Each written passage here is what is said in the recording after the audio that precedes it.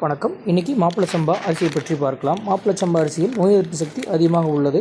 இதில் இரும்பு சத்தும் துத்தநாகம் போன்றவை நிறைந்துள்ளது.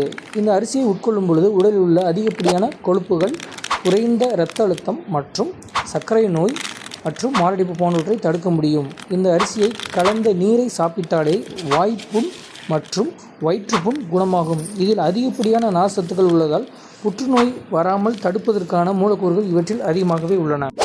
இவற்றை குழந்தைகளுக்கு கொடுக்கும்போது நோய் எதிர்ப்பு சக்தியாகவும் இருக்கும் மற்றும் கெட்ட கொலஸ்ட்ராலை குறைக்க வல்லது. எடை இழப்புக்கு நல்லது. அதிக நார்ச்சத்து உள்ளதால் குறைந்த கார்போஹைட்ரேட் உள்ளது. சுவை சற்று இனிப்பாகவே இருக்கும்.